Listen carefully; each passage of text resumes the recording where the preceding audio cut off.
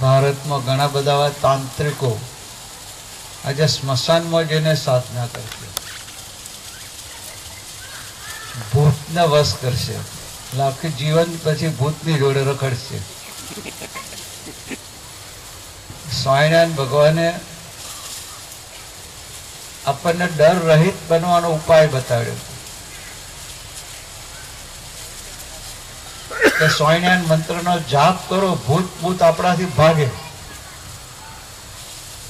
જેમ હમણાં modern technology સાયન્સમાં મચ્છરોને ભગાડવાની દવા આવે છે, શું કહે છે, ઓડોમસ કે ઓલ આઉટ કે આવું બધું આવે છે ને, કે એની સ્મેલ આવે, આપણને કશી અસર ના કરે પણ મચ્છરો ભાગે. એમ સ્વામિનારાયણ મંત્રનો જાપ કરો તો ભૂત ભાગે. સ્મશાનમાં જવાની જરૂર નથી,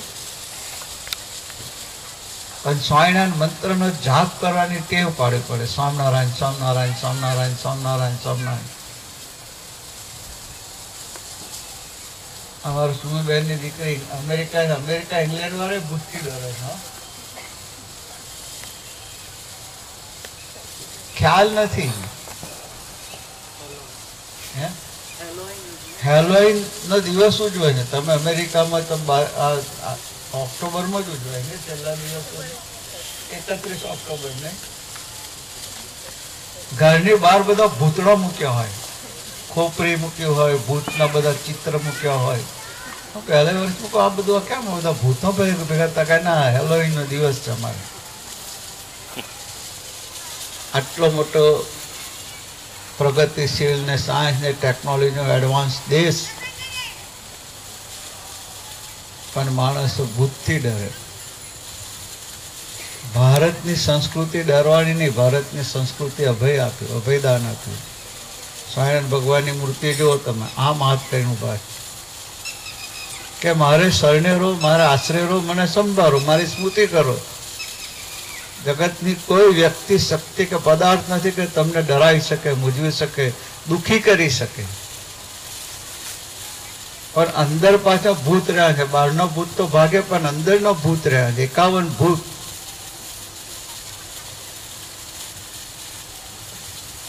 શાસ્ત્રો એમ કે છે કે માનવના શરીરમાં 51 ભૂત છે. લો, એક ભૂત વર્ગ્યો તો પત્તર રગડી ગયા. આ તો 51 ગયા છે, 51.